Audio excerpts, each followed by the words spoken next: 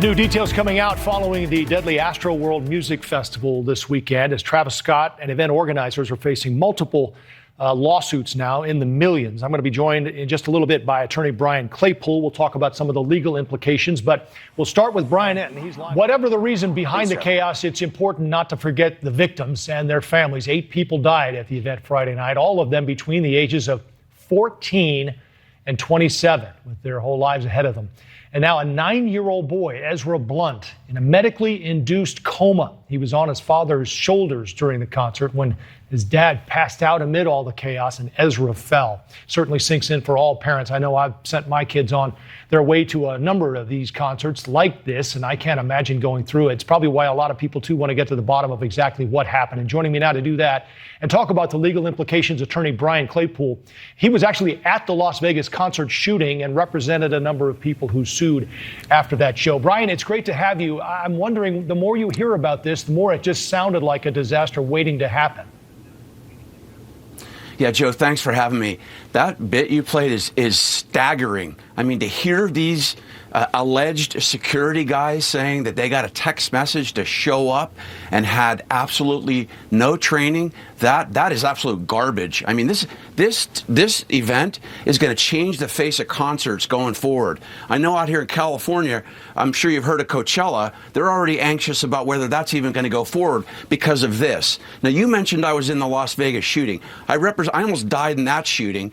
And when I ended up repping 150 victims, the first thing we looked at, Joe, was security. Security both within the MGM and on the premise. And I've got to tell you, I said yesterday on another show, that's the heart of these lawsuits. These victims and their lawyers should be focusing on flat-out negligent security. Not only it starts from hiring and training and supervision. And then Brian made a good point there about these barriers, right? 2 years ago, there were problems with another Travis Scott concert. Did they not learn to improve the barriers so that people can't be crushed together like that? Yeah, let's listen to a clip from the Houston fire chief, something he said on the Today Show. We'll get your reaction after. We all have a responsibility. Everybody in that at that event has a responsibility, starting from the artist. The artist, if he notices something that's going on, he can certainly pause that performance, turn on the lights, and say, "Hey, we're not going to continue until this thing is resolved." So a lot of people are talking about Travis Scott, Brian, but I'm wondering where else the liability might fall. I mean, you mentioned security, but what about, the promoter? Yeah. What about the performer? What about the city? I mean, shouldn't someone have stepped in and shut that thing down, at least temporarily? Well, you've got two fluid issues here, Joe. You've got criminal liability potentially, and you've got civil liability. Let's talk just quickly about criminal liability. I really don't think there is going to be criminal liability. Everybody's trying to point the finger at Travis Scott, even Drake. They should be criminally liable. The reason why I don't think they will be, the standard is a lot higher for criminal negligence. It requires you knew or should have known of a risk. Well, they knew that, but you've got to act in reckless disregard. And you got to, if you're performing on a stage, you're focusing on performing. I'm not making an excuse, but you're looking out in the crowd, you see an ambulance, maybe you think there was a fight. Right. You don't know that people are dying. So that's criminal. That's the criminal side. I don't think there's going to be criminal liability. But getting to civil liability, you've got to be careful as well. We learned this in the Vegas shooting case, Joe. You can't just randomly start suing every defendant here. Like, for example, Live Nation, the promoter. Do you know that in those tickets that you buy through Ticketmaster, that's owned by Live Nation, that there are binding arbitration clauses, right? That would be devastating. Yeah. That's devastating for a plaintiff. You don't want to have I thought of that today, Brian. It basically says that if you come to this show, you can't sue someone if something happens. How does that fit in? That's right.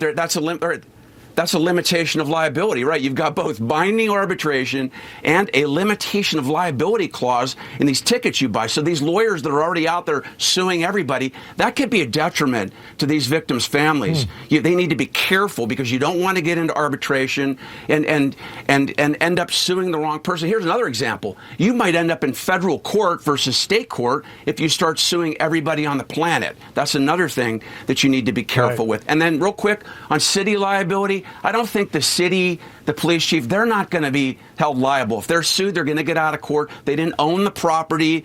They didn't supervise the premise. And they have government immunity on a lot of claims. All right, let's get you on the Rittenhouse trial while we have you, Brian, quickly. There was a big development yesterday. One of the people injured talked about what happened before Rittenhouse shot him. Here's a clip.